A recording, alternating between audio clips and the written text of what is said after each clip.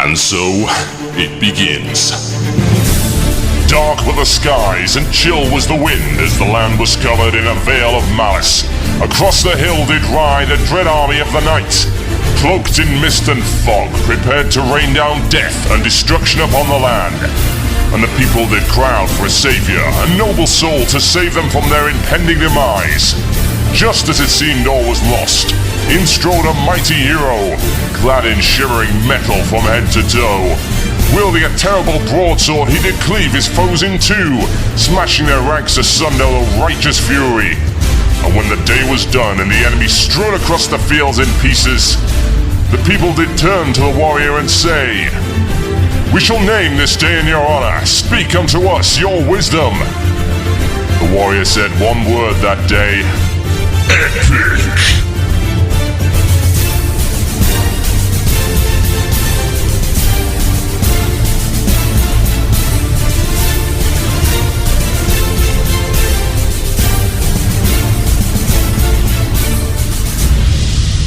One man, one Murloc, one giant angry badger. This is Blue Please. It begins now.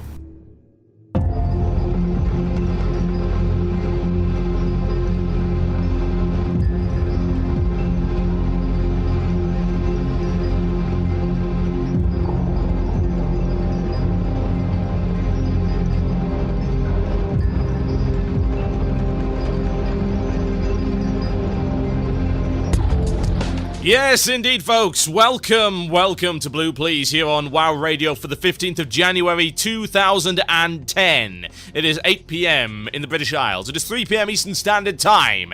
In other places, it's most likely other times. But because I am a horrible slacker journalist with no credibility or journalistic integrity, I did not go out to research those. However, my confirmed inside sources do tell me that it is, in fact, other times in other countries. As to what those times are, well, I believe they're all next Monday. Every single last one of them. I can confirm that, thanks to my inside sources, but I can't provide you with any evidence. Also, the picture of the clock on the wall somewhere in southern China that clearly stated that it was not, in fact, Monday, has been disproven as a fake. So everyone can rest assured that the time, everywhere in the world, is next Monday. Welcome to Blue Please. What a show I have coming up for you today.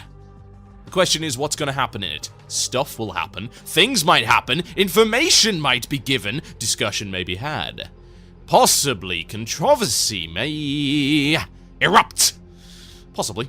We shall see, It depends what people like. No, it doesn't. What am I talking about? Depends what the hell I want to do for the next hour and a half. That's all it depends upon. If you don't like it, go elsewhere. So, what have we got coming up for the show today? I should be reading your emails and also talking about Putricide. Putricide has been buffed, perhaps? The crying? The whining? The sniveling? Will Blizzard keep a stiff upper lip? We shall see. Also, raid-wide buffs incoming for ICC for those who find it too hard. Why it's a terrible idea, coming up a little bit later on in the show. Also, how do you strike the balance between the desire to, quote, do it properly and the imperative to use all the tools you have at your disposal? An interesting quandary introduced quite recently. How to fix it, how to make that decision, and how to guide your guild in the correct direction. As well as your chance to contribute to the show, the illusion of choice. You can email themurloc@gmail.com. That is themurloc@gmail.com. With your ideas for a last topic for the show. If it's good, I'll pick it. If it's not, I will cast it out. Yes. So lots of things have been going on this week, so I've been told. First thing that's been going on is my website's had a few updates. Hasn't officially launched yet. Not going to be launched for another couple of weeks. But there's now a Shoutcast player on there that you can actually listen to the show on. It's pretty neat. Also a big video mashup page, and we're working on a whole bunch of other stuff with it as well. It's very cool. Got a lot of features, gonna be more. You can also go register your account on there, which is quite nice. It's a site-wide account, so you don't have to muck about with separate accounts for the forums. Just create an account, and if your email address is the same as the one that you've set up for a Gravatar account, your avatar is automatically imported into the site. If you don't have a Gravatar, you might want to go get one, gravatar.com. They're like a universal avatar. Any site that supports it, it plugs the avatar in automatically, which is very nice for identifying who people are. Oh yes, it's good stuff. Also, what else has been going on? There's been a couple of things. So, I heard rumors, well, not so much rumors, but someone told me, in fact, multiple people told me, as a fact, that Scott Johnson was whining on the latest episode of The Instance. Apparently, he has so many people PMing him. Oh, the humanity of it all. Yes, apparently Scott Johnson can't put more people on his ignore list, so he's looking for an add-on to manage the constant PMs. Well, fortunately, I don't need an add-on to ignore Scott Johnson. It's not that hard. For God's sake, if you've got fans, it's an honor. It's an honor to be raised above the 99.9999% of the WoW population and be recognized for something that you personally have achieved. If you don't want that, then don't podcast. Don't put yourself out on the internet. At all. Go live with the penguins. You'll be ignored then. Possibly eaten, but ignored nonetheless. Also, WoW.com got a bit of egg on their face this week. I'm so sad. No, really, I'm so sad that happened. I feel thoroughly bad for mocking them. Really. No. They deserved everything they got. So yes, WoW.com, your confirmed sources. We can confirm inside sources that the Friends and Family Alpha is coming out on Monday. No, it isn't. No, it didn't! Wow, how could their inside sources screw this up? Maybe because they don't have any? Possibility? MMO Champion, folks, that's the place to go. And funnily enough, BB came out with a line that was absolutely stellar, and I must agree with him 110% in terms of the responsibility of those of us who have listeners and have viewers that indeed do hang on what we say. And again, it is an honor to have people hang on what you say. It shows a level of respect that is not forthcoming for the majority of the population. And BB said, lately we saw a bunch of rumors about the potential alpha test for Cataclysm starting this week. First of all, the alpha test of the expansion will not start this week, and probably won't start for some time. At this point, I'm not sure if there even will be a Friends and Family alpha test. This phase of testing doesn't seem to be very important, and the amount of players on the server isn't high enough to get things really tested. Now, what he said further down is really, really important. You also have to understand that each time you spread a rumor like that, thousands of accounts are hacked, because scammers use that wonderful opportunity to scam people who do not understand what the Friends and Family Alpha really is. When the alpha beta starts, you will know about it. Blizzard worked hard to improve their communication over the past years, and I won't be surprised if we heard about it through a blue post before it's leaked on a fan site. Simple as that. Damn right, quite frankly. You've got to be responsible when you have a lot of people paying attention to what you say. It doesn't matter if you're an entertainer, a news provider, a blogger, an opinion guy, it doesn't matter. You've got to be honest. You can't just make up lies to bring in traffic to your site. Especially when people actually suffer as a direct result of that. How many accounts, I wonder, got hacked as a result of that stupid rumor? And indeed, the foolish few sites who actually aggregated it and propagated it as fact without checking that their source was just a blog. I mean, come on.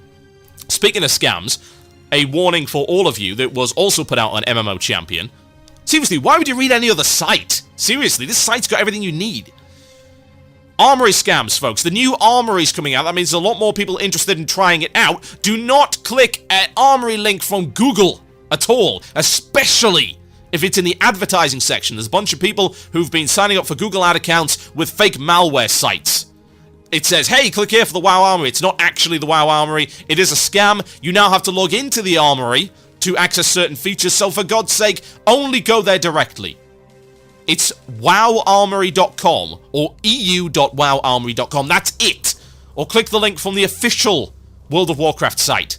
For God's sake, don't fall for anything else. Right. Now that we've got that out of the way, it is time for you guys to contribute to the show. Yes! You must get off your asses. Be less lazy. It's time for this. Wait a minute, that's not playing. It's time for... oh dear. It's not working. Okay, I suppose I'll have to do it manually. Mail time, mail time, mail time, mail time. Here's the mail, it never fails. It makes you want to wag your tail. Something, something, something... rails. Mail! Is all my stuff broken? No, that works. Okay, I suppose I can have a show now. Alright, mail time, folks! Let's find mail. We've got lots of mail. Many mails. Ugh. This one coming in from Joseph Brewer. He says this. It's entitled, The More Things Change, the More They Say is... There you go, bit of Swahili for you there. Always educating you here on Blue Please. The more things change, the more they stay the same. ICC 25, Elf more. Need to link gear score /achieve /roll. I'm sure I'm not the only one seeing this spammed in trade now. I was refused an ICC invite because I had not yet done 25-man. Well, an hour later I got a tell from the leader and was told that there was a spot open. I went in and basically blew 4 out of the 5 healers out of the water. Now, what do you think? Eventually it may be link, gear score, achieve, roll, and credit history. That's from Ivy Ego, the level 80 wrestler druid on Storm Rage. Yeah. There's always going to be some way of testing pugs, because you can't trust pugs at all, especially not sorting out raids. I mean, ICC 25 is not hard, but it's not easy either, especially if you're not pushing on towards the second wing, which is significantly harder than anything in the first. It's logical to ask for something. Achievements are pretty safe. It's like, if you have the achievement for 25-man ICC, then you know that this guy's gone through 25-man ICC, and probably wasn't dragged through it either. They probably weren't carried. So you know this guy knows what he's doing. You don't want to take people that don't have the achievement, because that requires you to explain to them, and you don't know how good they are. At least you know if they've beaten the content once, that they're a reasonably safe bet. Not entirely, but reasonably. Better than just taking a chance on anybody. Gear score... the elitist group mod is so much better than gear score that I don't see why you would ever use something as terrible as gear score. Get the elitist group mod, it's really great. Go look for it on Curse. There was an article on MMO Champion about it, explaining exactly what it does. It takes a whole bunch of things into account and is far more accurate. So you might want to look into that. But I don't see the problem with having some kind of barometer as to how capable a pug member is, because you can't trust pugs. And if you don't like it, well, that's what guilds are for. It's not that difficult to form your own guild these days, or indeed join an existing one. Raiding now is so accessible that the requirements for joining a guild are a lot lower. Even the most casual guilds are raiding the top tier content in one form or another. And we're raiding ICC, we only raid twice a week. For about 6-7 hours total. That's not a lot. Casual guilds raid more than that. But we're making progress. Suppose if you want to raid in a guild that raids 5-6 nights a week, then you might have issues, but the thing is, there's a lot of guilds that don't do that anymore because they don't have to. My guild is one of them. Hey, I just want to spend some time in game. I don't want to gorge on it. It gets boring. Here's one. Hey TB, this is from Lockon, level 80 Hunter on Earthen Ring US, and he says this. Here's my question. As of now, legendary items have only been available to the 25-man raiders. However, as your guild is an example, there are many bleeding edge raiders who prefer the path of 10-mans. Well, I wouldn't call us bleeding edge. We just like to get things right. However, they don't even get the chance to craft a legendary just because of their raid size. Is this fair? Should Blizzard start considering making 10-man versions of legendaries with some restrictions in mind? For example, the proc could be disabled for the opposite instance. A 25-man legendary won't proc in a 10-man and vice versa. I welcome any thoughts, rant, or rage on the matter. Well, the procking thing is a bit of a problem because there are a lot of guilds that do both, and I think that's entirely reasonable. And if you're a healer with Valanir or whatever, then you would be kind of annoyed if your hammer suddenly stopped working. Downgrade it maybe, but the problem is that doing 10-mans takes less time and you can do more of them. It's the reason why gear is an equivalent level, because it's more efficient gathering it from 10-mans than it is from 25. As a 10-man raider, I understand that a lot of people might be miffed by that. But I also understand that you can't have people just simply farming legendaries, and you've got to look at how you could possibly balance that. It's quite a tricky process. Now, I would hazard a guess, to be honest, that there may be legendaries in Cataclysm for 10-man raiders. The requirements of getting them will be a lot higher, and they should be. to be quite honest. You're not competing with as many people. And indeed, at the present time, the content is less difficult. But I think they'll put them in, eventually. Do I care? Not really. Legendaries have never been on my radar, to be quite honest. Bearing in mind, of course, there's only really been one caster legendary that I could use. And at the time, there was no possible way I was getting it. Because someone else in the 40-man raid already had dibs on the shards. We don't think we even got half of the shards. So, they've never been on my radar, they've never been my concern. I can understand why people would be annoyed by the fact that they can't get it just because they've decided to take a different raid path. But at the end of the day, it's only one item. And gear is gear. I don't find gear to be all that important. And I can look at stuff in the 10-man stuff and then look at items in the 25-man raids and say, well, it would be really nice to get this 25-man item. I can't get it. But isn't it awesome? Yeah, but that's not what matters. Gear is irrelevant these days. It's not so much of a status symbol anymore as it once was. It's not the end, it's a means to it. And as long as the gear is tuned to the content I'm doing and allows me to do the content in an efficient and effective manner, then I don't really care, to be honest. I don't have 25-man gear. All my gear these days is 10-man equivalency, at least. The vast majority of it now is tier 9 plus 10-man gear. I think I've got a couple of items from Nax, maybe one or two from Ulduar 25 that are now out-leveled by stuff from TOC and ICC anyway. And I'm fine with that. I'm totally effective. I have no issues whatsoever. So, it's nice to get an item, but I'm not going to obsess over them. And indeed, I don't. I don't say, oh, I hope this drops. I didn't even look at the loot lists. You know what? That's a nice idea. I enjoy not looking at the loot lists. I enjoy not obsessing over purple pixels. I enjoy considering that I'd like to just kill the boss. Yeah? That's the achievement, right there. That's the conquest, as it were. Getting the item is just icing on the cake. My name is TotalBiscuit, you're listening to Blue Please, here on WoW Radio. When we come back after the break, Putricide buffed? We shall see. You know what this is. It's a robbery, a hold-up, a shtick-up, and also Corpiclani. Enjoy.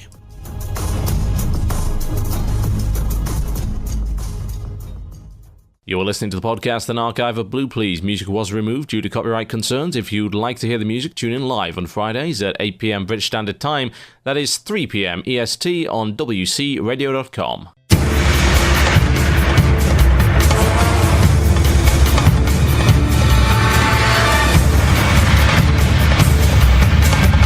You're listening to Blue Please here on WoW Radio with myself, TotalBiscuit. Before we go on, it's time to care about the world around you, folks.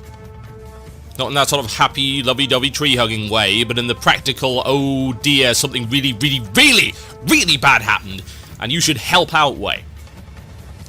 So, you'll have heard about the earthquake in Haiti, unless you're living under a rock. In which case, I would strongly, strongly recommend that you get the hell out of there. Start paying attention. So, there was an earthquake. Really, really, really bad earthquake. Tens of thousands of people dead. Incredibly depressing. Dark, dark stuff. However, the aid agencies are arriving, and you can help out. So, if you head over to tinyurl.com/earthquakedonate. Head over there. I've set up the link to a page on Lifehacker, which has got a bunch of ways to donate to the appeals to help rebuild that country and avoid getting scammed in the process. It's a very good article from Lifehacker. Go check it out. Go, just give what you can, really. I gave the last £10 that I had, because, to be honest, I think they need it more than I need a cheeseburger or whatever. And hopefully I'll be able to donate more when I actually get paid. It's incredibly sad, and to be honest, it's very depressing to go on the CNN site and note the poll, which has got a number of options for this poll saying, how are you helping Haiti? 56% of people say, I'm not. Wow. Douchebags. Really. It's a dark world, folks. Make it a little brighter. Right.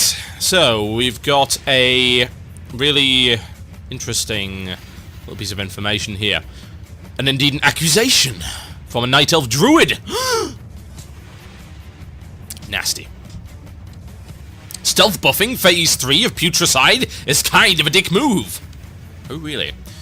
So, big, long wall of text here. I'll try and condense it down as I can. For those who haven't done Phase 3 Putricide, if you watch the videos of the 25-man Putricide kill before Thursday, you'll note that the Phase 3 stacking damage is totally manageable. The debuff on the tank stacks 4 to 5 times, it takes for something completely healable like 4 to 5k. Speculation said that the scale on this debuff was bugged, and the damage would be increased later.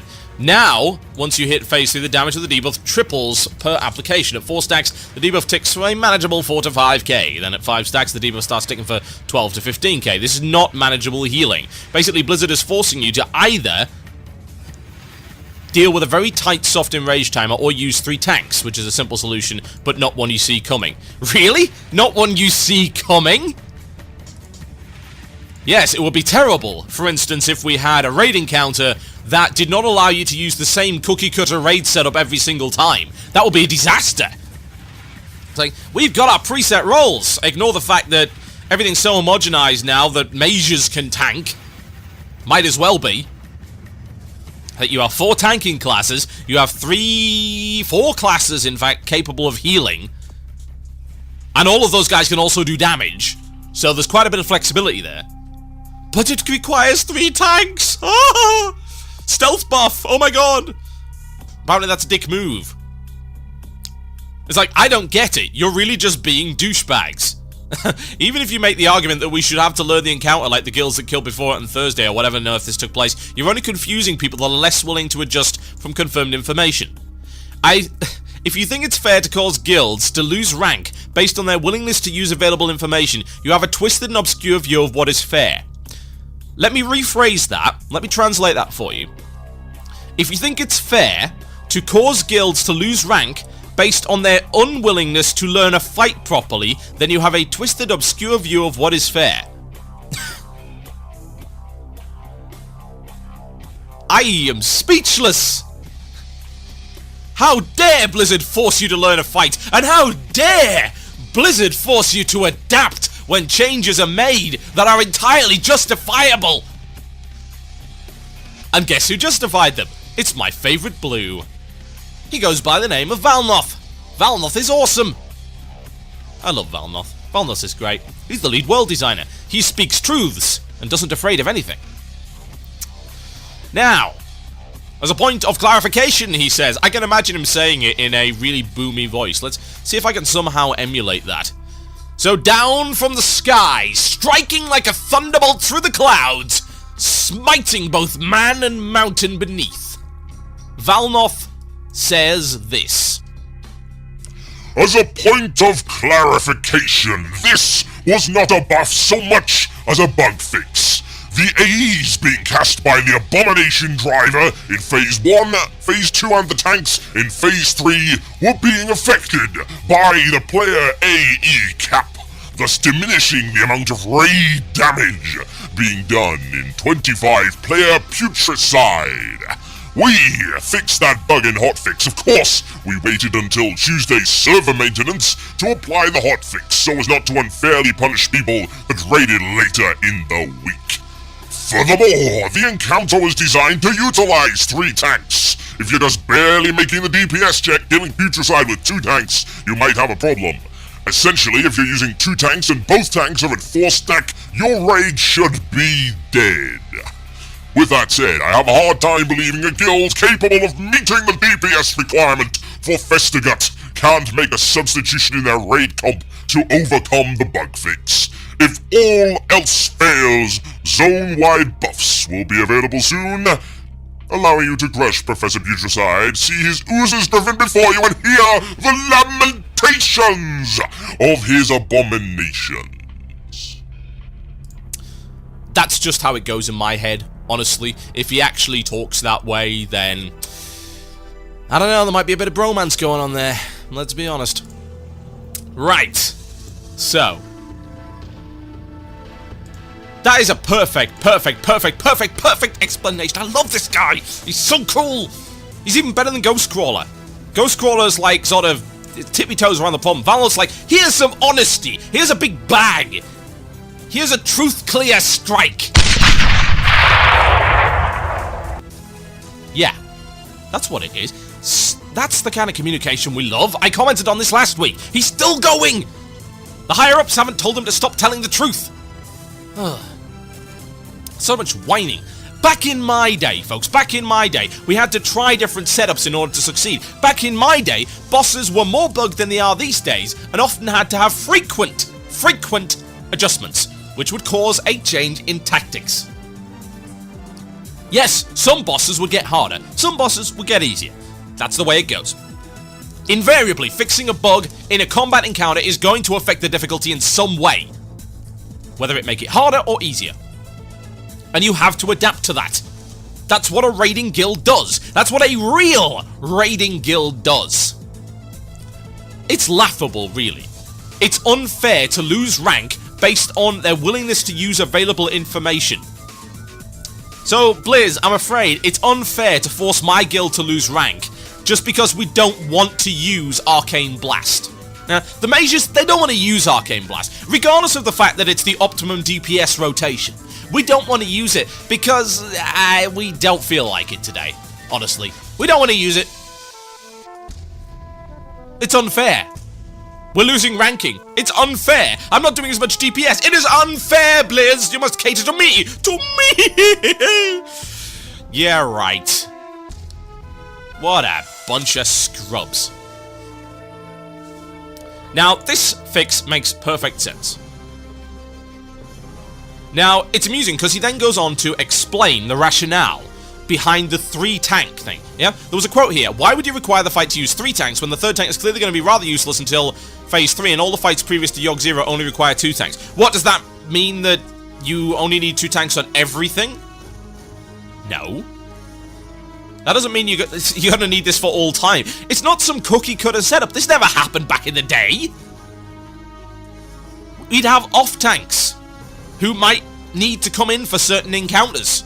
I remember that. I remember all of those raids back in TBC and Classic. Yeah, the amount of tanks is going to vary. Sometimes. Last I checked, you needed 1 tank for, say, whatever the hell he's called. Something the Impaler, or the Northrend Beasts. And then you need 2 tanks for the second bit, and then 1 tank again. Blizzard, how dare you!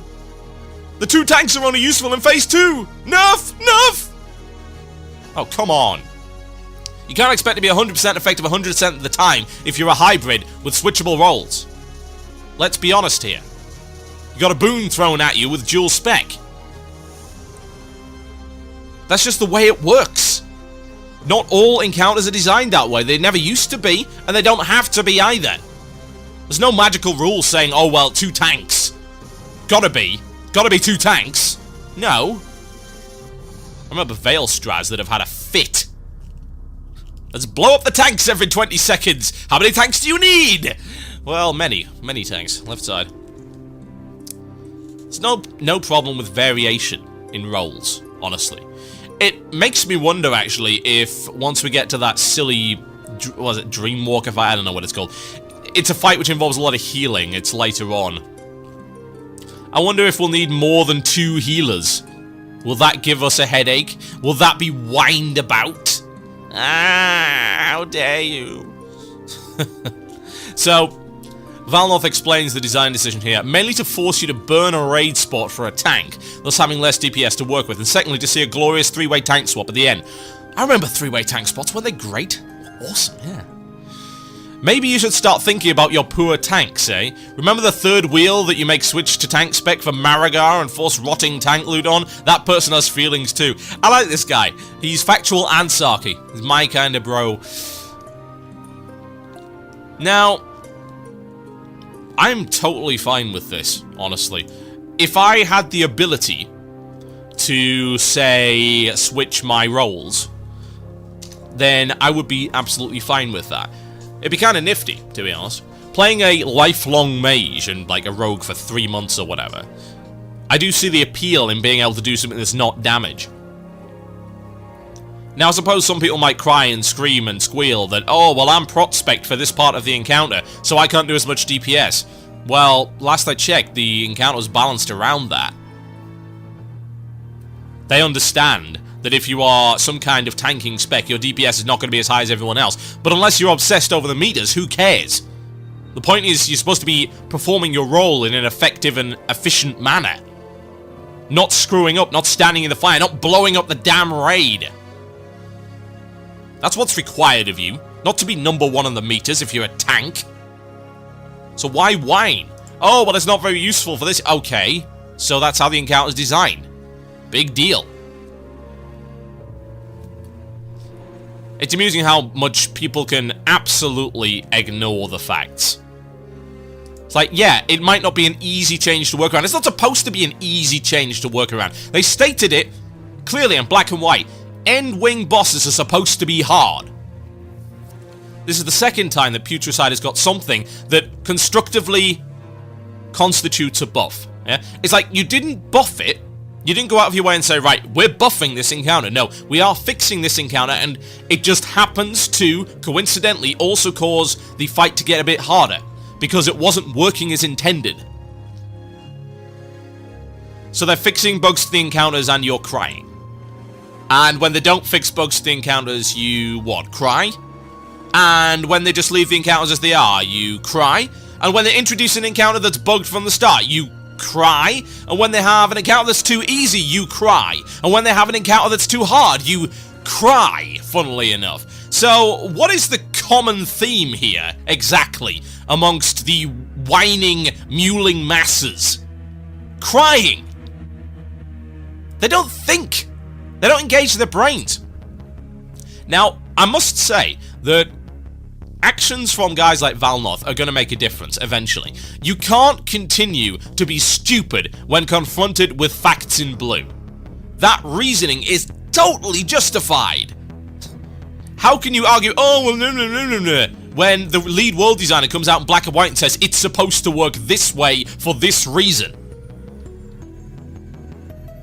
Are you going to whine that apparently it's unfair if you don't go read the latest tactics? It's unfair that you don't adapt to the way the encounter's supposed to be? It's unfair that something changed, and I might be snapped out of my stupor. Oh, so unfair. It's unfair that I have to read your dumb posts. It's unfair that I have to risk allowing this nonsense to infect my brain. That's unfair. It's unfair that we have so many stupid players ruining it for the other people. I'm just thankful that it seems to be that Blizzard have got really sick of listening to them. God knows I have.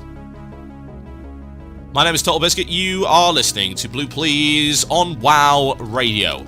I will be back after this to tell you about Blizzard's failing. Yeah, they've got it.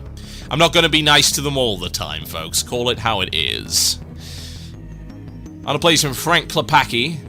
It's from his Infiltrator album. You should go check it out on frankklepacki.com. Very talented artist. This is The Reaping. Enjoy.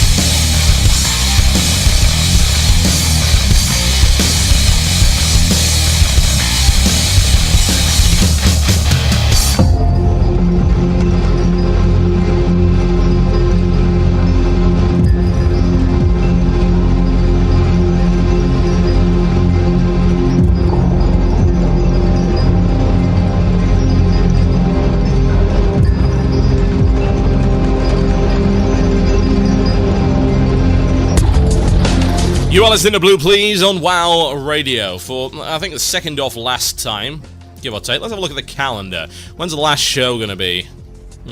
Yep, you get 2 more shows on WoW Radio, and then I'll be moving over to cynicalbit.com, where you'll also get shows, and they'll sound exactly the same. In fact, if you're listening to the podcast, they'll sound quite a lot better. 128 kbps, folks. That's the way to go. Right. So, I've been relatively supportive of Blizz so far. I've been making a lot of good decisions, but there is one that I do not believe is good at all. So, it's gonna be a theme of the rest of the show, this one. In certain ways. We shall have a look. Now, there's a post here that will be linked in the IRC channel. If you're not already there, go check it out. irc.quakenet.org, hash or pound WCU Radio. Click the chat button at the top of the screen on WCUradio.com. It's very easy to find this one. It's a sticky topic on dungeons and raids on the US World of Warcraft forums, and it's entitled Icecrown Citadel Raid Access Progression.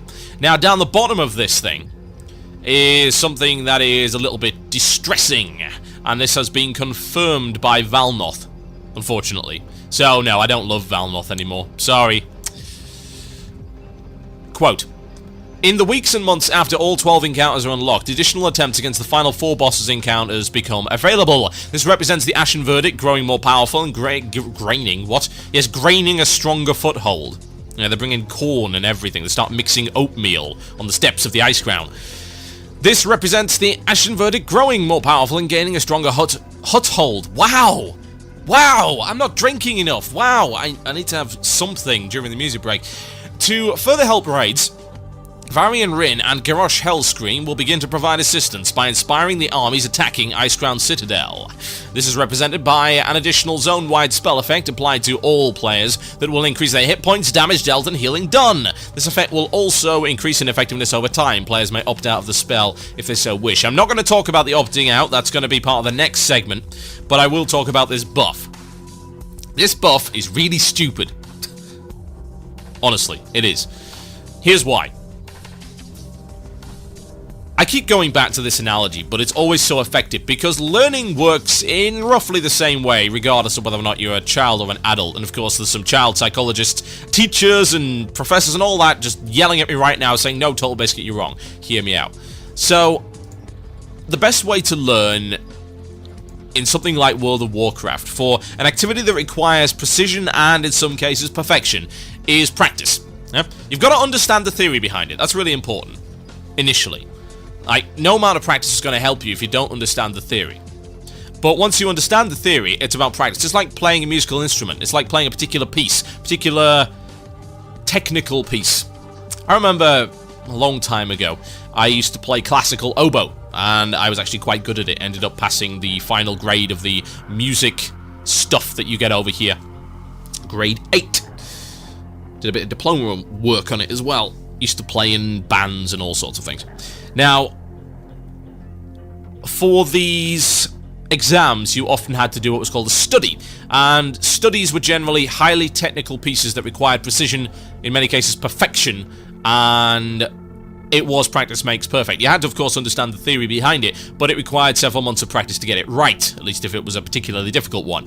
And you could fail, of course, if you made too many mistakes.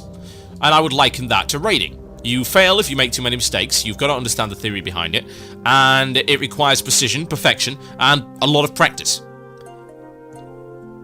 And depending, of course, on how talented you are initially and how good you are at your class, or in this case your instrument, then that depends on the speed that you will learn. But if you understand the theory and you're good, then you will beat the encounter eventually. That's the way of it. Universal truth right there. Now, there are some people, of course, who will arguably never beat the encounter. But I think those people are pretty thin on the ground, to be honest. Everyone has the potential to beat encounters like this, honestly. And one has to ask, what are they being held back by? Well, let's have a look. What about gear? Are they being held back by gear? No, not really. Gear is really easy to get now. TOC can be cleared in under an hour. It drops a bunch of 232 stuff. You can get 232 stuff from Triumph badges. You can earn Frost badges by doing daily quests. You can earn more Frost badges by simply going in there and defeating the first 4 bosses, which are let's be honest, up to Saurfang incredibly easy, and Saurfang's a mild bump in the road. There's no real excuse there. There's also craftables and all sorts of other places. PvP gear if you want. It's all perfectly functional. So, gear's kind of out the window as an excuse. Well, what about time? Well, looking at the current raids, let's just ignore Ulduar. I know, sad but true, ignoring Ulduar. Ulduar takes a lot of time, but TOC, again, can be done in under an hour. You've got Heroics that drop 232 stuff that can be done in under 15 minutes. You've got ICC, the first wing can be cleared in just over an hour, which provides you with, what? 8 high item level epics, plus, what, 8 frost badges? Quite a lot of badges. That's ignoring, of course, the fact that you get reputation as well, which will allow you to get upgraded rings. Again, very nice items. In terms of time, that's not too bad. And may I also point out, now that you can extend lockouts indefinitely, that time ceases to become a factor. If you are capable of raiding for at least an hour, you are capable of making progress, and you are capable of acquiring items. If you are not able to play for an hour straight, then I would suggest that MMOs are probably not a good bet. Why don't you try Civilization 4? That's pick up and play. Whatever. Something like that. MMOs require a certain investment of time when playing with other people. And instances require other people. Simple. So I don't view time as an excuse either. So what is it? Skill? Well, to be honest, skill in WoW can be learned. When dealing with raid encounters, you are dealing with the theory behind it. You need to know the theory behind your class and the theory behind raiding in general. You see the boss, you know the boss is going to do certain things. You need to know the theories behind aggro generation and threat. You need to know the theories behind the optimum way to do damage, to do heal, to tank, if you're tanking. You need to know the fact that bosses have a certain number of abilities, and often a lot of them consist of don't stand in the fire. You need to know the theory behind that. You need to know the theory about moving, the optimum positions, things like that. Now, this might sound a bit complicated, but there are so many resources available online to see it that it becomes a non-issue. You go watch the videos at tankspot.com. You can also go watch some of Boss Killers, some of which are okay. They're called talk-throughs. They're not great in places, I must say. The audio quality is particularly poor, and the narration varies in quality depending on who's doing it. But if you can watch it and you can tolerate it, then they're really helpful. And of course, there's the guides on Boss Killers as well, which are very, very thorough. So the information's there, and if you need to work out things like theory, well, you can look at Ra, you can look at EJ. They have a lot of information about that kind of thing, a lot of guides there. Even the Something Awful MMO forums have quite a lot. You can also look at WoW Wiki, and if you're really desperate, go read the class guides on the forums. Both the US and EU forums, class-specific, all have guides for playing your class correctly. And woe betide that you actually have a look at your character in-game and work it out for yourself. So that's not really an excuse either, is it? So what is the excuse? There isn't one. Practice makes perfect. Now here's the issue with this raid-wide buff. If you have a raid-wide buff that constantly gets bigger and bigger and bigger, then all you are teaching people is that all they need to do is wait for the goalposts to be moved sufficiently in order to kick their ball through. Moving the goalpost sucks. There was in fact, a continued scandal in the UK education system regarding the movement of goalposts. More and more children were getting A's. So the logical conclusion for some people was, well, the exams must be getting easier. Now, this is possible, of course. And it's possible that, hey, more children are getting A's. But if you are grading them so easily, and you are grading them so in such a lax manner, then you're going to run into problems. Because if you're not being honest with people, and not saying, right, this is your current level of capability and knowledge, and this is what you're going to have to do to get better at it, rather than saying, well, we're just going to move the goalposts a bit, so now your B becomes an A, now your C becomes a B. They're not going to learn anything from that. That doesn't suddenly make them automatically smarter, and in fact, if that keeps happening, it gets worse. It's encouragement of behavior that is non-optimal. It is encouragement of behavior that is not living up to the potential of the person. This applies to WoW as well. If all you have to do is wait, then you're not going to learn anything. It's the same with them just handing out gear willy-nilly. You saw it with Sunwell. You saw it with all of the raids around there. It was a double whammy of disillusionment right there. They nerfed everything by 30% and also gave you access to gear that, quite frankly, you should not have had. So, with this pincer attack of entitled casual-friendly nonsense, you ended up encouraging an entitled attitude that has lasted all the way up to now. You spawned a horrible, horrible demon, and you haven't been able to cast it back into the netherworld. You can't keep doing that, because your players aren't going to get better. They, if anything, will simply maintain their level of skill, and they may get worse. That's the really bad thing. If you constantly overgear them for fights, and you constantly provide them with buffs and help and all sorts of things, it doesn't make any sense. Why would you need to do that? People get better all the time. They get better by learning. They get better by practicing. That is the only buff they need. They self-buff themselves. It's horribly nerdy, but they do. They gain knowledge, they gain skill and ability. When any player, and I do mean any player, first tries an encounter, they're generally a headless chicken. They make stupid mistakes. I know we did. We're just getting to the point where we're not making stupid mistakes on the stuff in that wing. But you know what? We're getting better as a result of it. And yeah, we're going to eat the wipes. It's our fault. We have to learn from that. We have to accept. And you've seen the excuses and the apologism. What did I just talk about 15 minutes ago where this guy's like, oh, man, yeah, making excuses unfair, blah, blah, blah. This is what the lengths people will go to if you pander to that entitled nature. Like, it's unfair, blah, blah, blah. You know, you should be nerfing it, not buffing it, even though it's a fix. That's how people view it. That's how entitled people view it. You can't give in to those people, because you just end up ruining the raid for everyone else. And they'll never learn. Now, if you want to put out really great raid content, and if you want to utilize your dungeon design team to the fullest and make bosses that are complex, challenging, and interesting, then you have to stop with the pandering. You can't make really great, interesting, challenging bosses and simultaneously nerf them into the floor. It doesn't work. I'm sure your dungeon designers are kind of annoyed by that, and I'm pretty sure it's not the dungeon designers who are making that call. They would like everything to be Algernon level strength, I would imagine. They would like to make encounters where only perfection will suffice. They're not able to. They have to dumb it down to some level, and I accept that. Not everyone is going to be able to kill Algernon. Not everyone has the motivation. Not everyone's going to be able to kill Heroic Anubarak. Not everyone is going to be able to do hard modes in this. Not everyone is going to be able to kill Putricide. And that is fine. They can have a crack at it, but that's it. And if they're good enough, they get to beat it. That's the only requirement for entry. It's the only barrier to them. It's why I supported the removal of attunements in the first place. Remove every barrier other than the player's personal skill and the skill of their raid.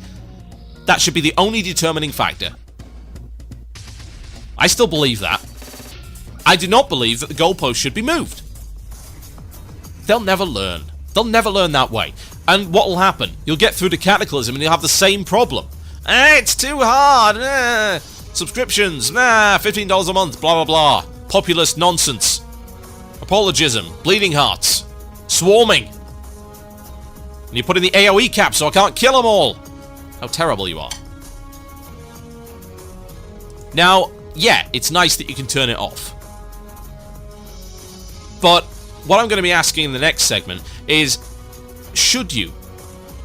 And this is coming from someone who's in it for the challenge. Could you turn that off? Could you face it? Would your raid agree to it? Is it even a viable option? And indeed, where do we draw the line between having a challenge and common sense? And indeed, the use of the tools available to you? We'll be talking about that after the break, folks. You're listening to Blue Please on WoW Radio. If you've got topics for the illusion of choice, you can email them in to themurloc@gmail.com. That is themurloc@gmail.com. With your choice of topic, your choice of potion, poison, whichever you prefer. I will be right back after this. Enjoy.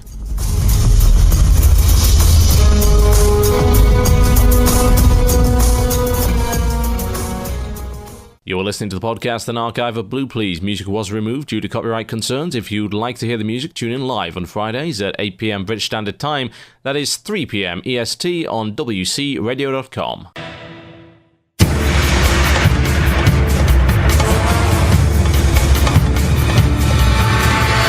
Yes, you're listening to Blue Please on WoW Radio with myself, TotalBiscuit. So, Before the break, we were talking about the fact that they're putting in a raid-wide buff, moving the goalposts a little bit. Now, the second part of that post, and indeed Valnoth confirmed this, is that you will be able to turn it off. However, this got me thinking. I've always been someone who's been in favor of optimizing your raid. When people have whined, I remember so far back in the mist of time, when Cthulhu, or was it even Nefarian perhaps, was killed with, quote, world buffs. And people would claim, it's not a legitimate world first, they killed him with world buffs, oh my god! And at the time, I was in support of the guilds who did kill him with world buffs, because a good craftsman uses every tool that he has available, if it's appropriate to do so. He uses every tool that he has in the best possible way. The optimal player acquires optimal stats in whatever way is possible within the game world. That's the proper way to play. And to be fair, I still believe this to some degree. So herein lies the quandary, the dilemma. Dilemma is simply this. Does one choose to turn off the raid buffs? Do you do it? Well, there are two sides to this, and it makes it a very difficult choice. The one side, of course, is that you should be using everything in your arsenal. That includes any buff that the instance might decide to give you. Do you click off the buffs that you get in the polls on the way to the airship battle? You get buffs there. Do you get rid of them? Probably not. I mean, it makes the trash a lot easier, but do you get rid of it? No, I wouldn't imagine you do. There are other fights where a buff is given. Do you get rid of it there? Probably not. And there's the other side of the coin. It's making the fights easier. That means that my kill is a little bit more trivial. It's a little less meaningful. It was less of a challenge. That's a bad thing to some people. Some people care about the quality of the kill. I'd say to some degree I do. So that leaves me torn. Because we've got the one half of me that says yes you should, and the other half of me that says no you shouldn't. And as a raid leader, I'm the guy who makes that call. Tricky. Let's compare it, shall we, to other things. What about flasks? Does doing a fight without flasks give you more satisfaction? Not really. Except for when we were doing an Uberak a couple of nights ago. When our rogue Kirov claimed that, yes, he would out-DPS everybody. And he managed to out-DPS me by, let's see, he did, I think, about 800 damage more than me. And then I kindly pointed out to them that I hadn't bothered to re-flask for that fight. And he had. I suppose he got some satisfaction out of that, and so did I. I didn't go out of my way to do that. It would just happen to happen. It's like, hey, we're on the last fight, my flasks run out, am I really going to pop a flask for a 5-minute fight that I know we're going to beat first time? No. No, I'm not. But that's funny, because as an optimal player, a self-proclaimed optimal raider, I should have been flasked, surely. Even if it was trivial content. Heck, I asked people to flask for the trash on the way to Marigar. No real need, but it makes the trash faster, it's efficient, it's optimal. It's not like flasks are really all that expensive these days either. Helps having a guild alchemist. So, would you do it without a flask? Would you deliberately do it without a flask, and would you get any satisfaction out of that? I don't think I would, honestly. Outside of the odd bit of E-peen waving with other members of the guild. Ah, I beat you. And I wasn't even flasked. Suck it. I suppose there's a bit of satisfaction there, but it's not something I go out of my way to do. There's other things. It extends further than that. How about we go into the murky realm of achievements? Ways to do fights that are usually more challenging. Now here's where the line gets really blurry. Because the optimum part of me says, no, don't do this, it's dumb. Lowertheb, prime example, that freaking Lowertheb achievement is incredibly stupid. Is the satisfaction to be had out of gaining it? Well, I suppose some people would. But I get nauseous at the idea of not doing the fight in the optimal way. I mean, it's screwing around, let's be honest. It doesn't give you anything. But that achievement right there brings up an interesting point. If there's an achievement for doing this fight without the buff, would you care? I have to ask myself if I would. There's a perfect example. Let's go all the way back to Old War. There is an achievement called Herald of the Titans. It is a 10-man achievement specifically. And it involves killing Algernon wearing only gear of the level that you can get in hard mode Old War. So in other words, doing Algernon without overgearing Algernon. Now we're actually shooting for this. This is something that is on our list of stuff to do, eventually. We're working our way through in order to do that. And we as a guild have set that goal. It gives a title, which is kind of nice. So I suppose that's a little bit of motivation there. But in general, it's not doing the fight in the optimal way. I mean, we're deliberately using gear that's lower than what it should be. That's an affront, surely. If we go all the way back, before hard modes even existed and before achievements, you can look at things like the Hakar fight. It was possible to do Hakar without killing any of the priests, which made it stupidly hard. It didn't give any bonuses whatsoever, and as such, no one really did it. It is optimal to kill all of the priests, so that is the sensible way of doing it. So one must wonder, if it doesn't give you anything, in any respect, would you do it? Would you as a guild do it? Indeed, if you're a guild leader and a raid leader, would you be able to convince the rest of your guild to do it? We already have issues with achievements as it is. I want to go for this achievement. Well, I don't, because I don't care. This is like half and half. Half the guild doesn't care, half of them does. What do you do? Where do you draw that line? So, one has to then ask, would it make any difference at all if there was a title or achievement linked into this? Maybe, to some people. I'll tell you what would make a difference, if there was extra gear. If there were extra gear or extra badges, that would make a tangible difference. That's something real. That's something extra, beyond a merit badge and a pat on the head. But I don't think they're going to do that. And indeed, from what I can tell, there's not going to be any achievements or titles linked to it either. It's interesting to see how achievements can sometimes motivate people to do something which doesn't make any sense in reality. But then one also has to look at the idea that the challenge may be more important than gaining physical items, gaining even merit badges or pats on the head. The pat on the head is your own. It comes from you. It comes from your guild, who is so happy to have been able to defeat an encounter that was hard, in a way that was designed to be difficult. That makes sense. That calls to me more. You know, that speaks to me, because there is no real reason for us to do Old War hard modes right now. Gear-wise, doesn't matter. What difference would it make? Tier-wise, we're already past that. We're trying TOGC, but there are fun, challenging encounters to be had there, so surely we should be doing them. It's interesting to see the psychological link, if anything, between risk-reward.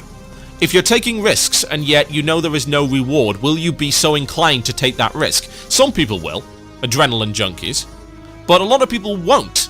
They won't be willing to do that. They won't be willing to step forward and do it. And it's not because they're scared, it's because there are many practical reasons not to. Good example would be when we popped back into Old War. We killed Flame Leviathan with all 4 towers up. Yeah, not that hard. Pretty cool fight. Will we ever do that again? Probably not, because there is no real tangible benefit to it. It doesn't drop anything that we need, and one extra Triumph badge isn't gonna shatter the world in 2. So, why? Why bother? Why just do it the quicker way? Do it the more efficient way, surely. That's what came up. And that's coming up in other fights now as we clear to the other stuff like Firefighter. Should we do it hard? No. What's the point? No gear that we can get, no achievements to be had, we already have the achievements, so why bother? But on the flip side, there's stuff like the Glory of the Old War Raider. like getting Iron Dwarves medium rare, those silly achievements and things like that come up. It's such a difficult call to make, honestly. It's bad. It's actually really bad. It's a shame that anyone would have to make that call in terms of this. Everyone wants to see their DPS be high. Everyone wants to see their heals healing more. Everyone wants to be able to tank more and take more hits. I think that's an inherent desire within everyone that plays an MMO, that they want their character to be all it can be. And they justify their skill in the game and their worthiness to this social group that they're involved in by having high stats, by being able to take more hits and do more damage. So, would you ever find anyone that would willingly not do that? It's debatable, isn't it? It sort of shows to me just how damaging such a choice could possibly be. As you heard in the last segment, I totally disagree with the idea of putting this raid-wide buff in. I don't believe it serves any practical purpose, and it certainly won't teach anyone anything, but as a nasty side note, it delivers a quandary. Something of a moral issue in terms of raiding ethics. Do you use it? Do you not use it? It's tough. It really is. It's just a shame that we're going to have to be forced to do that. Will my guild do it? I don't know. It's going to be a while before we really have to consider this. Lich King has to be accessible before they even consider putting this in. So we've got a little while yet. But I think when the time comes, there are going to be disagreements. And it causes unnecessary guild drama. Achievements, as I mentioned many shows ago, cause this same issue. It causes guild drama, it causes schisms, people divide into camps, cliques, things like that.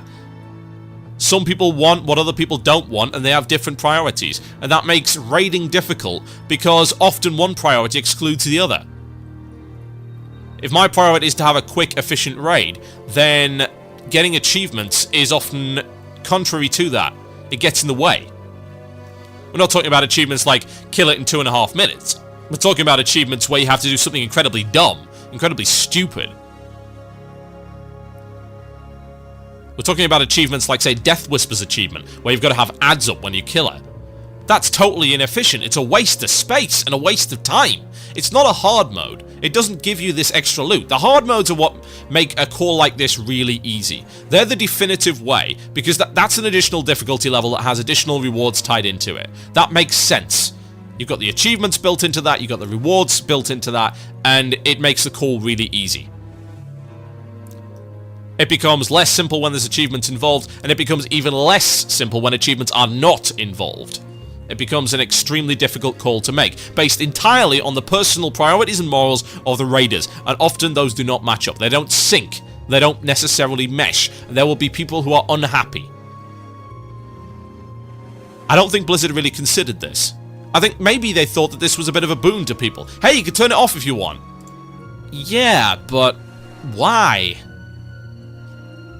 Practically, you're not really giving the option. It's going to cause so much trouble and so much drama, and indeed does not have enough incentive. It's just a simple personal choice. And I say simple, but it's actually a pretty tricky choice to make, and I think it's going to cause some issues for a lot of raiders. I don't even know what we're going to do yet. I haven't made that call.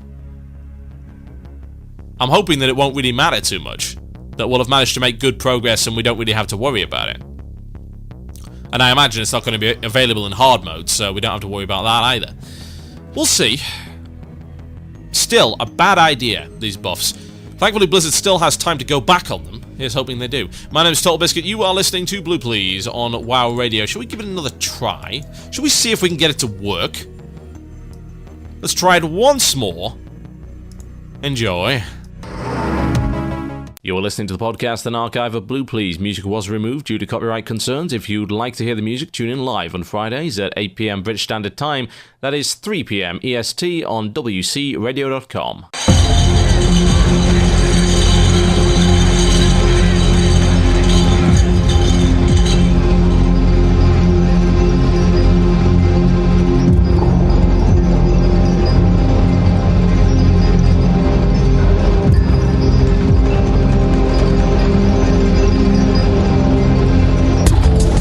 You're listening to Blue Please here on WoW Radio with myself, TotalBiscuit. Possibly the dumbest remark I've seen in the IRC channel all day. Bioshock was basically just a reskin of System Shock 2. Someone has never played Bioshock or System Shock 2 if they really believe that is the case. Ladies and gentlemen, the illusion of choice! Where we give you the chance to pick the last topic for the show. It's an illusion of choice, I pick it, but you provide the fodder, the source material. The wheat, which I will separate from the chaff. Mr. Frank Doctor, also known as Bunkerface, he sends in this. As a lot of stats are going out the door with Cataclysm, in what way do you think this is going to affect the variations in gear in a given tier? Are they just going to bring out less items as less variation is possible with the new system, or do you think they can focus on more balanced but different items now some of the more difficult to balance stats are out of the equation? I think, to be honest, you answered your own question there. Yes, that is what I hope they will do. I've mentioned it before, but it bears repeating. Said it once before, but it bears repeating now. If you look at a system like the stats, yeah? The stats started out with a certain idea in mind, and then 4 years, 5 years down the line, they have mutated, and extra bits have been added on, and it doesn't necessarily work as well as they thought it would. And the vision for stuff like Spirit has completely changed. The vision for a lot of stats has completely changed. The roles of classes have morphed. They use stats in different ways than they used to. What you've got is when you build one pile atop another, you've got this increasingly unstable house of cards that can be blown over by a slight breeze and can, at some point, become inherently broken. Now, I think that's the level that the stats have gotten to right now. There's been some nice changes, for instance. They've seen certain issues like the uselessness of Spirit for Warlocks and Mages, and they made changes to accommodate that. However, you just plonk on these extra stats and it gets to the point where you think, well, how many more stats can we really add and keep up a solid variety of gear that actually makes sense? Now, there is, of course, the concern that Blizzard have expressed, which I don't really agree with, but I can see their point, that with too many stats it becomes too complex for a lot of people to handle. Now, I don't necessarily agree with that, but I do agree with the idea that people should be able to figure it out for themselves without having to resort to mods. Now, if that requires the rebuilding of the system from the ground up, then that's fine. With the rebuilding of the system, you bring in an opportunity to vary it more, not less. You can look at the way that things work. Say, for instance, right now, there are ways to do it. Say, look at Elitist Jerks and look at Ra, and it's going to tell you one thing. Yeah? Prioritize spell power. Prioritize spell power gemming all the time. The only time you don't do it for a mage is when the socket bonus makes it worthwhile not to. Say, for instance, you've got the Dreadstones, yeah? Dreadstones. They're, what, 12 spell power, as I recall correctly? Is it 12? Might be more than that. I think it's 12. Yeah, pretty sure it is. 12 spell power and I believe 10 spirit. As opposed to the Cardinal Rubies, which are 23 spell power. Now, if you have a socket bonus that gives you +9, if you happen to put a blue in it, then that makes it worthwhile, because on aggregate you've then got 23 spell power and 10 spirit versus 23 spell power raw. And of course, you've also got to look at the DPS gains that you get from the meta, which have certain requirements as well. So you can optimize your gear in that way. But until you reach about 4,000 spell power, it's only worth socketing spell power. It is unequivocally the runaway stat. That's kind of a shame, isn't it? It's a shame that you can't vary without being suboptimal. Maybe I want to have a lot of haste, maybe I want a lot of crit. I can't gem for that because that's suboptimal. Now, it would be nice if there was variety in there. You're never gonna reach a point where, in a game that's based so purely on numbers, you've got loads of different balanced stats and then it just becomes a choice. But you can make it better. You can give variety. I think that's what Cataclysm's really all about. Cataclysm is rebuilding a lot of stuff from the ground up. It's rebuilding the concept of the guild by adding in all of these guild leveling systems. It's rebuilding the talent trees by remaking them, taking out a lot of useless ones, merging them together, making them more exciting. It's rebuilding the stats. And indeed, it's rebuilding the entire world. That's the theme of Cataclysm, if people haven't noticed.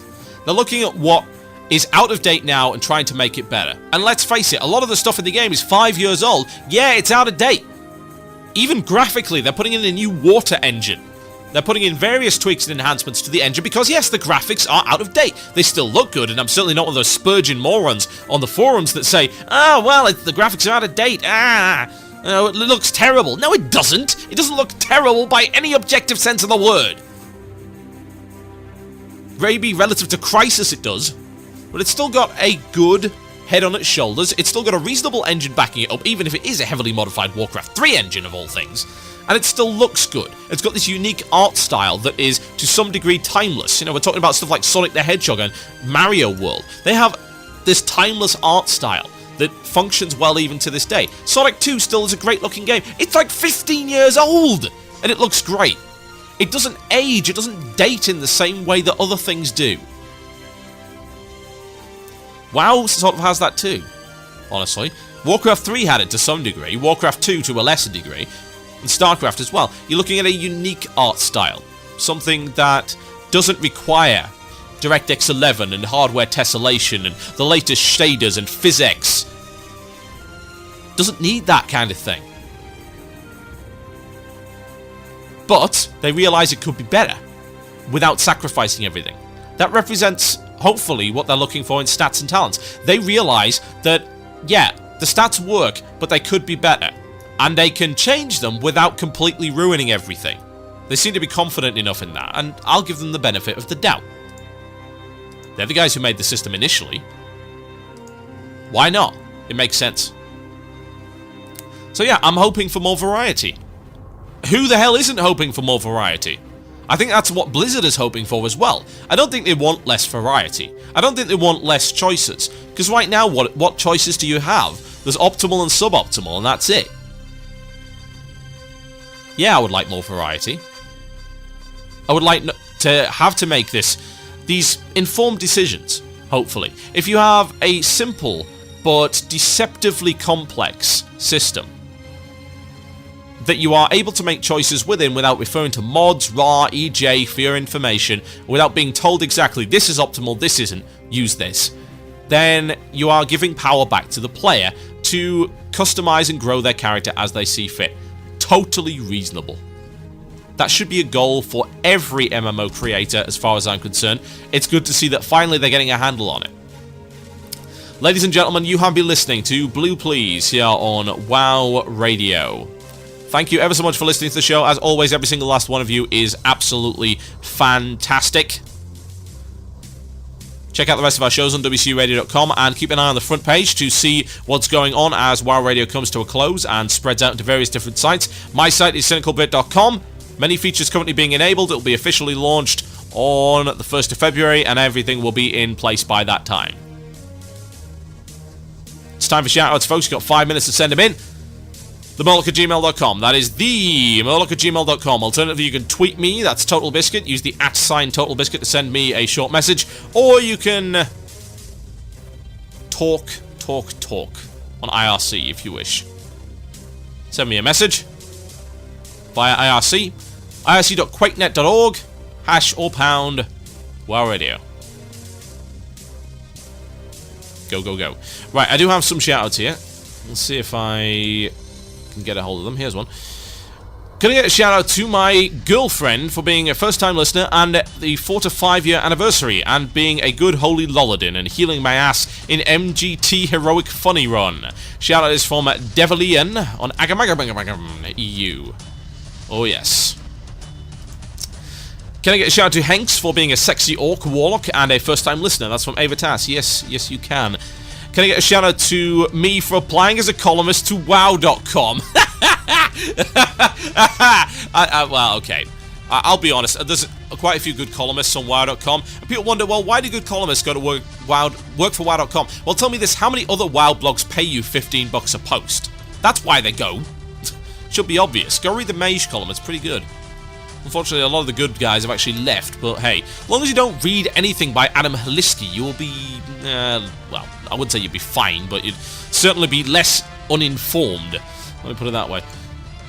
Can I shout out to my new PC? That's from Nimp. No, you may not.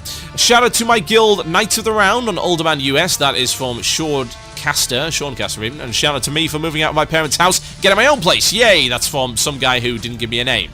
Congratulations, Nameless Guy. A shout out to Zorrel and Othier on Tanaris. That's from Thud. And can I get a shout out to the Emblem of Conquest blog for providing my guild with excellent Festagut and Rotface strategies. Should have provided a link, I could have plugged them. Which helped us down these bosses for the first time from Rainy of Kil'jaeden US. A shout out to my left and right men, Merrin and Spartan Jack from Line of Arigos US. And a shout out to, I can't pronounce that, don't be ridiculous. What is that? Faizaturi of Bronze Dragonfly EU. And I think I'm probably going to sneeze. Maybe not. Possibly. No, I have not decided yet. I'll work on that later. I want to hear you pronouncing it. Yeah, there you go. I ruined it for you. Hey, TB, quick shout out to all the guys over at Neptulon EU. That's Overdriven, Progression, Effigy, Tandem, and Aramar. WC Radio archives long into the night for me, so I press my advantage on Progression in our race to 80. So cheers for them. Once again, awesome songs, GG. That's from Sci-Phil. A shout out to the Collected Souls on Uther. Us More Kittens.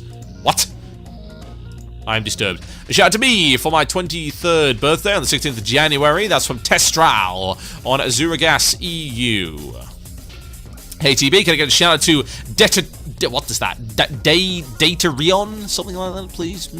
Just returning to 3.3 after 3 months off. Bring on the ICC. And a shout out to me and my cousin who's listening live for the first time. That's from Nikki.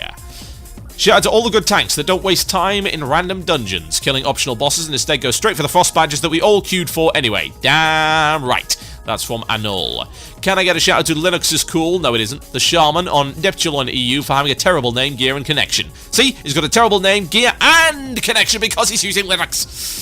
A shout out, third time lucky, to my girlfriend Liliane, level 80 rogue on Argent Dawn EU, and my guild Dark Tide from Calon, Argent Dawn EU. I know where you live, so don't force me to go hunt you down. I'm gonna get a shout out to my guild Quad Erat Demonstrandum for supporting my stupidity from Bingingash. Okay.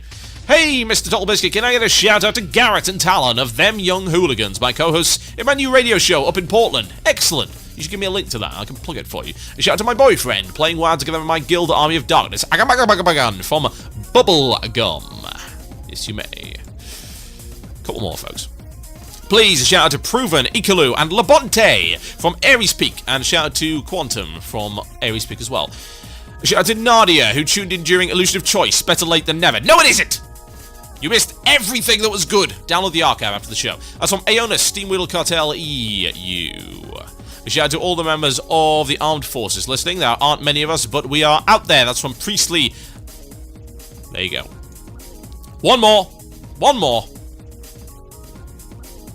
Can I get a shout out to one of the craziest paladin tanks on Moonguard? That is Avalith. And that is from Sinolian of Moonguard. Ladies and gentlemen, my name is TotalBiscuit. You have been listening to the one and only Blue Please.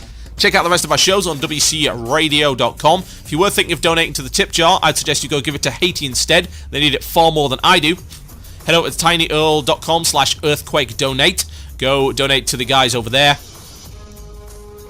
Make me proud. Go do it.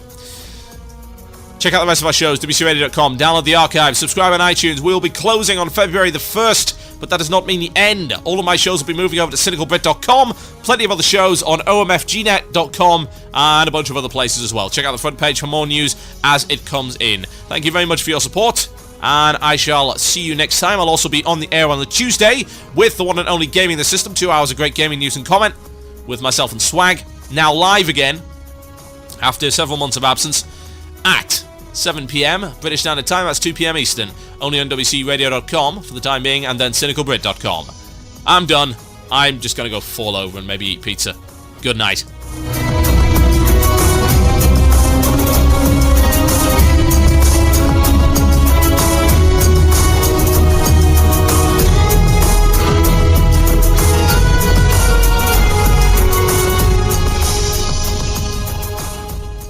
You have been listening to the podcast and archive of Blue Please. You can listen live Fridays, 8 PM British Standard Time. That's 3 PM EST with a lively musical pre-show kicking off 1 hour beforehand. We appreciate your time. We would like to invite you to be part of our large forum community at forums.wcradio.com. Please take a couple of minutes of your time to rate and review our shows using iTunes. Thank you for listening.